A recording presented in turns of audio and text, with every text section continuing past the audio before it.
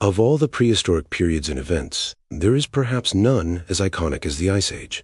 From it, we got things like mammoths, smilodons, a never-ending amount of animals that have cave in their name, and of course, giant ice sheets.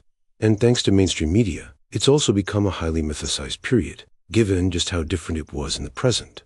However, the truth is that we never actually fully left the Ice Age, at least according to glaciology, with an Ice Age referring to any time wherein extensive ice sheets are present in both the northern and southern hemispheres. And the world today still checks these boxes, at least for now. And there are also even looser definitions, where some consider an Ice Age to simply be any point when Earth possesses permanent glaciers or ice sheets anywhere. And officially, according to scientists, the present is still considered to be a part of the Quaternary glaciation event. And obviously, many don't know we are still in an Ice Age, with people generally believing that Earth has pretty much always had large amounts of ice covering the planet. But that's actually not the case, and at various points in our planet's history, it has been completely iceless, which begs the question, when was Earth last fully green, or at least not icy? Now, you'd think the answer would have something to do with the Quaternary glaciation period, which is thought to have begun about 2.58 million years ago. But if you travel today, or even a few years before this event began, you'd still find plenty of ice and coldness to go around, because this event is really just the tip of the iceberg, no pun intended.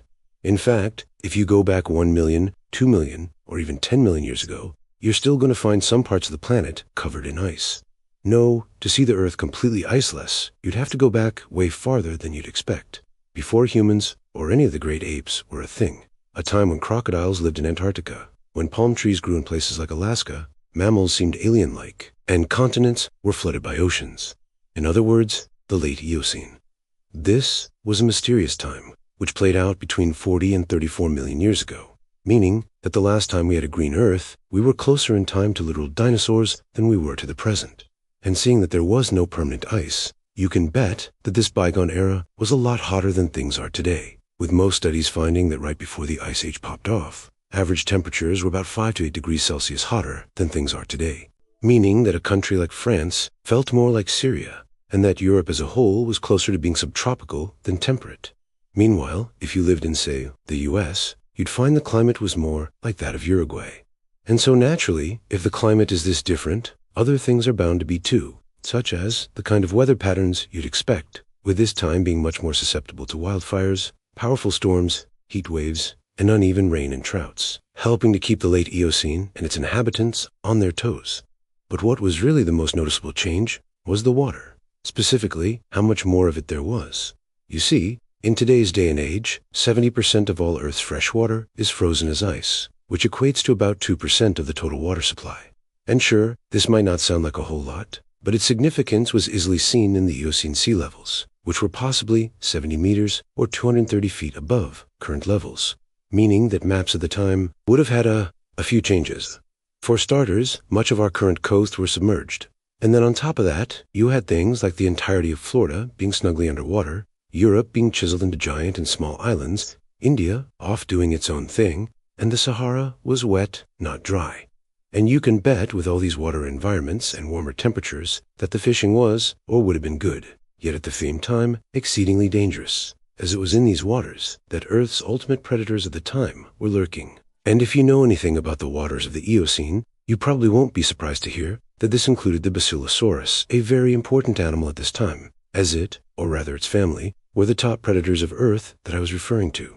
Simply put, these guys were a now extinct group of cetaceans, or whales.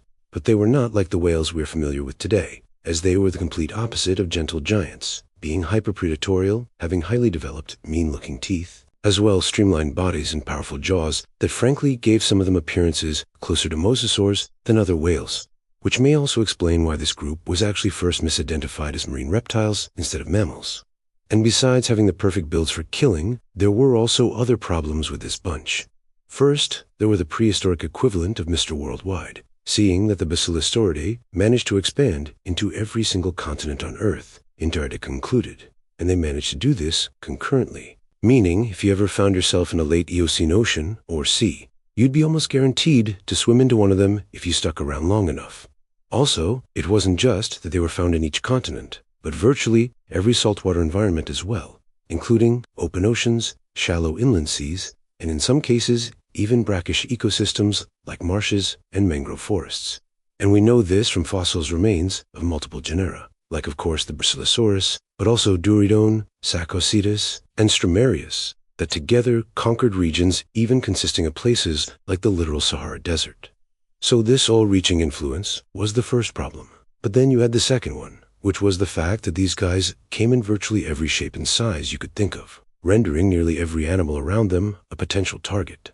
At the lower end, you had Tudsedius, who was, by the way, named after King Tut, and despite being the smallest, was still very much bigger than all of us, measuring over 2.4 meters or 8 feet long, and weighing the same as a large bull shark. So not great news for human-sized animals. And then, on the complete opposite side of the spectrum, you had the Parasitus. Now, there's a fair chance you've heard of this guy before, seeing that for a bit, it was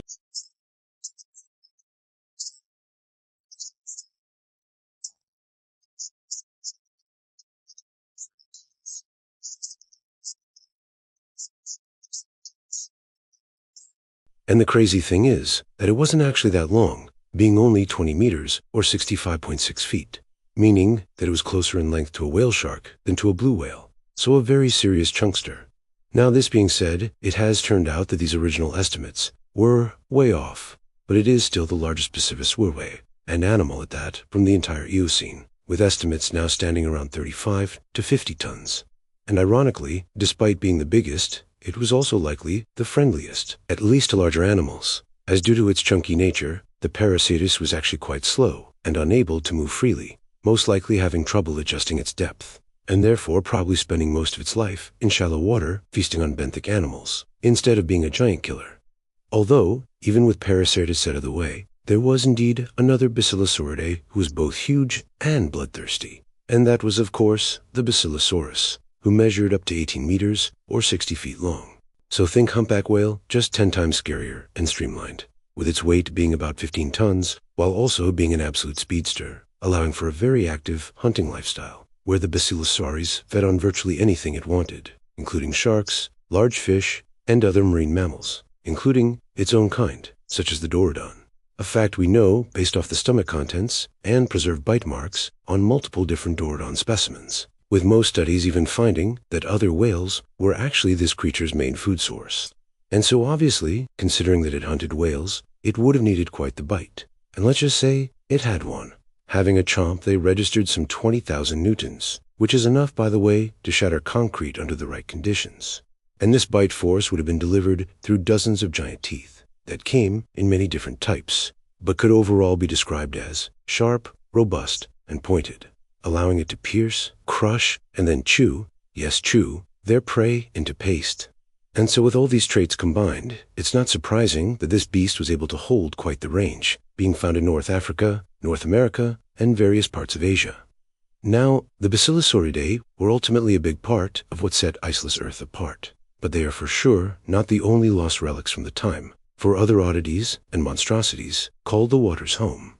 And this, of course, included multiple sharks, including one very peculiar genus, which is named the Odontus. Now this might not ring a bell for you, but the Odontus is actually the very same genus which gave rise to the Megalodon, albeit the Megalodon's time would have to wait a bit, as it had yet to evolve. Instead, the species of Odontus swimming around was the Archaeoletus, a shark that was giant within its own right, being capable of growing to 9.5 meters or 31 feet long, making it comparable to the biggest killer whales on record. In considering that, it probably won't be shocking to hear then that this Jaws was yet another apex predator of the time, who utilized a giant mouth and razor-sharp teeth to shred animals into pieces. And this ferocity and size allowed it to enjoy quite the global range, just like the Basilosaurus, being found in Europe, the US, Asia, and even Antarctica. And then just as a cherry on top, there's even a good chance that there was another odious species lurking around as well, an even bigger one at that, the Obliquus, which in some cases could crack 12 meters or 39 feet, making it more comparable not to killer whales, but to large whale sharks. In other words, you'd probably want to bring a bucket of popcorn with you to the late Eocene, as giant sharks versus giant predatory whales probably went down at least once or twice.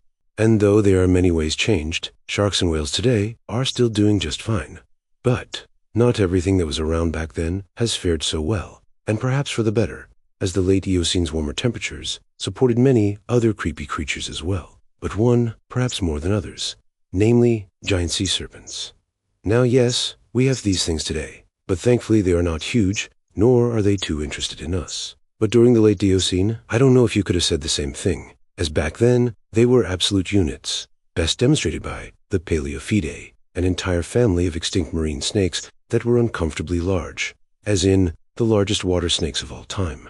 The two biggest were Pterosphenus and Paleophis, with the former having been the smaller of the two, measuring 5.7 meters or 19 feet, which already makes it on par with some of the largest snakes of today.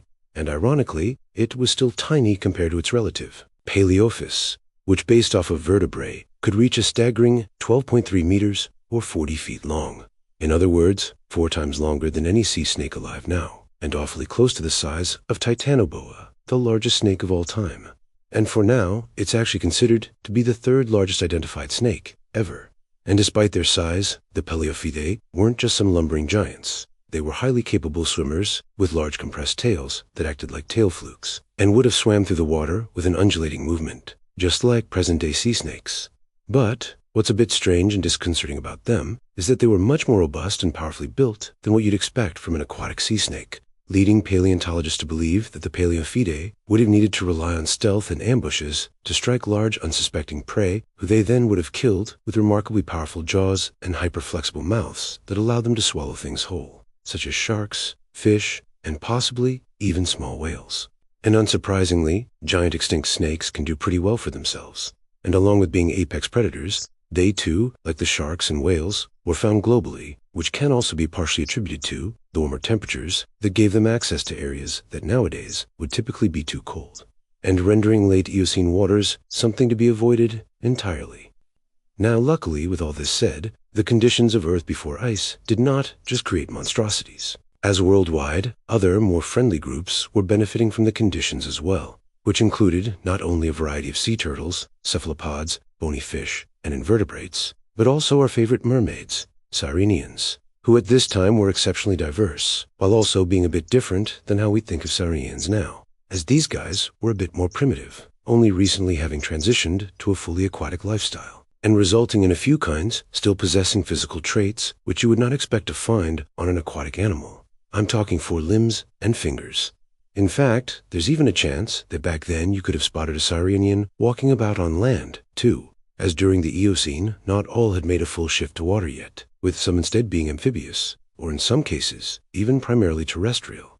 And they weren't only ones caught in this figurative middle ground, as another group doing something similar was our old pals, the cetaceans, since in conjunction to the Basilosauridae, you also had the Protocetidae, a diverse group of whales that in some ways actually had more things in common with amphibians than their extinct relatives, seeing that they were, well, amphibious, possessing strong limbs that were developed enough to have supported their bodies on land, while still also having traits more suited for aquatic adventures, including not only webbing on their feet, but also in a few cases, highly developed tails. And taking a page straight from their cousins, the Basilosauridae, the members of this family were a bit more unfriendly than most present-day cetaceans, having teeth designed to pierce, puncture, and shear flesh apart, instead of filter feeding. The only good news here is that they were not as big as their coexisting relatives, being more akin to the size of bears, with the largest being about the weight of a grizzly. So, still not great. And when you take this into account, you'll also realize that not only was getting killed by a whale in the Sahara a possibility back then, but so was getting chased by whales on land. Probably not something you had in your time-traveling bingo card. Now, the presence of whales and Sirenians on land is granted very strange, yet it actually sets a good tone for the surface, which, like the oceans, was completely different back then, and this included not only the animals, but also the landscape itself, as the warmer and generally more humid climate resulted in tropical forests, open woodlands, and deciduous forests being the dominant ecosystems, allowing for both new walks of life and the continued existence of archaic groups. Additionally, thanks to both these conditions and the fact that Earth at this point had time to recover from the KT extinction event, creatures were on average larger than before too, and there was one cohort of mammals in particular that were kicking butt in the large game department, the ungulates. Now ungulates are nothing new, and we generally know them as hoofed animals, so think horses, giraffes, and rhinos. And although none of these three existed yet in a modern sense, the ancient Eocene ungulates could actually look a bit like their future descendants, which is nicely showcased by the Predaotrs, who were also among the first mammals on land to crack the several tons mark. Superficially resembling rhinos, these perissodactyls operated a bit like them as well, sporting horns that were not made of keratin, but straight bones, and in some specimens had various growths, suggesting that these herbivores utilized them for smacking things with their head, which would have been a very formidable attack when you realize that a few could weigh over 4 tons. And during their existence, Predaotrs would have been one of the most common sights on the surface. Yet they were only one part of a larger trend, which I like to refer to as rhinification, as multiple other mammalian families were rocking similar body plans, with perhaps the next most successful example having been the embrathepods, in order that despite still holding true to rhino shape, were actually more related to sirenians. They were also larger than Predaotrs, with some species weighing more than 4.5 tons, which, just to put that in perspective, is similar to the weight of a small adult Asian elephant. And together, these two groups would have constituted a good portion of the large terrestrial animals. But ultimately, this was a three musketeer situation, as you absolutely cannot forget about the early proboscideans, i.e., the group that would one day become elephants, who were also undergoing their very own growth spurt. And though they were undeniably big, they were not the biggest terrestrial animals just yet, with a few not even standing above your shoulder. But their time would eventually come. And given that you are watching this video, you should also be able to piece together that as primates would also one day pop off. But ironically, despite not having any 200 IQ members yet, primates were actually doing in some ways better during Ice Age Earth than now, as our diversity back then was off the charts, mainly due to the higher presence of forests. And of course, more forests means more monkey. And along with our own kind, other small critters reap the benefits from these forests as well, including a variety of rodents, insectivores, and a modest perissodactyls, who were simply ungulates that had an odd number of toes. And overall, these long-gone days were truly integral for mammals, leading to both growth and massive amounts of diversity. And while perhaps they could be called kings of the planet, I should mention that they certainly did not go unchallenged. Because even though the Cenozoic is known as the Age of Mammals, it was during this time that reptiles were putting up a good fight as well, trying to hold on to their crown as the rulers of Earth. And given that most reptiles are, well, cold-blooded, they were also enjoying a power-up from the warmer temperatures. However, they had no interest in the roles of large herbivores, instead evolving to become highly successful carnivores, who in a few cases became the respective region's apex predators. Among them were the notorious forest rackets, a group of flightless killer land birds who possessed robust deadly beaks and could grow to sizes that made even big bird look like small bird. And meanwhile, other birds were doing just fine as well, with both giant penguins and titanic flyers both being very real possibilities to witness on any late Eocene safari. And though the birds of old were indeed threats to human-sized animals, I would probably not tell a time traveler to worry about them the most, as they had another big problem, as it was really another reptilian group that was far more scary and lethal, the Sabacidae. This was a family of crocodile moths that had been around since the late Cretaceous, but who had only really found their rhythm following the dinosaurs' demise, which partially led to them becoming the top dogs of the Eocene, and the largest land predators back then.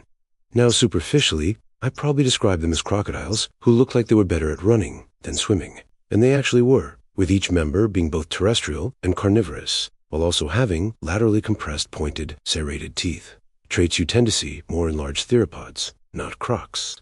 And these teeth alone made the cebacids menaces to society. But just for funsies, they also evolved the added bonus of being absolute giants. In the Western Hemisphere, you had the Brinosuchus, a member whose maximum theoretical size set at 10 meters or 33 feet long, giving it a weight of about 2 tons, which is greater than not only anything seen in living terrestrial predators, but also gave it a good shot at the title of the largest land carnivore ever since the dinosaurs. And then, at the exact same moment that it was kicking, you also had the Denchenosuchus to the east, who was slightly smaller at 4 meters or 13 feet, while also weighing 1 ton. Yet this was still big enough to give it the title of the largest Cenozoic predator that Europe has seen so far. And the really bad news about all of this is that on top of being larger than most other animals, the cebacids were also crazily robust, leading paleontologists to believe that they were quite good at killing the small handful of things that outsized them. So even in the Age of Mammals, things weren't always looking too great. Now, that isn't to say, though, that mammals were getting completely beat, as during this period, there were some who were making big strides in killing technology as well. Coincidentally, the situation was a bit like that of the mega herbivores, wherein lots of groups were taking a similar approach. Except, instead of rhinification, the trend for carnivores was evolving proportionally massive heads and jaws that could dish out catastrophic damage, which is easily demonstrated by multiple groups, such as the hyenodonts, bear dogs, Methonychidae, and the iconic hell pigs, who were on average the largest of the bunch, sometimes being the biggest mammals in a given ecosystem. And the general shift towards being a deadly bobblehead was partially the result of predators of the time favoring power over speed and ambush over pursuit, as well as just based on the fact that they were slightly more primitive overall. Albeit, there were some mammalian predators who were also more derived, such as the Sparacidonts and Nimravidae, the latter of which are also known as the false saber-toothed cats, for the fact that they, well, weren't cats, but still had saber teeth and evolved sizes and shapes that were remarkably similar to what's seen in extant felines, with the biggest of them being about the size of a lion. And in many cases, it was these mammal groups that I just mentioned who were competing with the top reptiles, that, mind you, also included terrestrial snakes, representing just about the closest time where Earth dominion was split between mammals and reptiles, at least in a certain sense. And who knows how things would have turned out if it wasn't for that pesky ice, which ultimately threw a wrench in how things played out. As stated, the late Eocene was warmer than present, but it had been experiencing a cooling trend, one that exploded roughly 34 million years ago, during the transition between the Eocene and the Oligocene, and it was all Antarctica's fault. Now, there were other factors involved, like lowering carbon dioxide levels, yet things only really switched up after Antarctica decided it did not like Australia anymore, with it drifting ever more southwards and finally breaking up with Australia, turning it into a single continent. And this was a problem, as this isolation created new passages between Antarctica and its old neighbors, which resulted in the very important circumpolar current, which simply put is the major current of freezing water that surrounds the continent, blocking not only warm water from reaching it, but also absorbing carbon dioxide. And this ultimately led to the first permanent ice sheet that Earth had seen in a very long time, and thereby breaking the planet's iceless hot streak.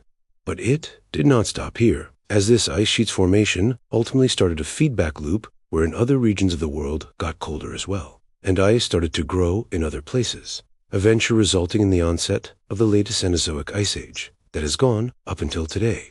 And this ice age basically rewrote history 100 times over, as it had massive impacts on the environment and wildlife. And one of the first major changes seen was the shift of forest to open areas, such as grasslands and cool savannas, suddenly giving the edge to animals that were adapted for running and grazing. Additionally, anything that liked warmer weather, such as many species of reptiles, soon found themselves in major trouble as temperatures plummeted, leading to a lot of faunal turnover. In fact, enough animals went extinct during this time that the Eocene-Oligocene boundary is now regarded as a minor extinction event. And some of the more notable losses included our friends the Basilosauridae, Brontotheres, many early primates, and a heap load of reptiles, with even many of the surviving reptilians also suffering a massive restriction in range. On the bright side, though, it was around now that many modern lineages of mammals got their start, with their behaviors also being influenced by the Ice Age, as colder temperatures typically led to things like thicker fur, hibernation, migration, and seasonal breeding. But this all leads to one final question. Since the ice, and thus Ice Age, has stuck around for the most part, will it continue to do so? And the answer is almost certainly not, although the specific timeline is not crystal clear, or should I say ice clear. But barring massive natural disaster, humans are just about the only things that can tweak this timeline, as their actions certainly in part of the climate. But if we assume lack of human interference, which obviously won't be the case unless we end up on extinct zoo, some studies suggest that there won't be a true ice Earth for possibly tens of millions of years, almost 50 million according to a few, with the reason being that it will take at least that long for Antarctica to shift far enough north to warm up again. So until then, Happy Feet will continue doing what he does best. Thanks for watching, and until next time on A Xing Zoo.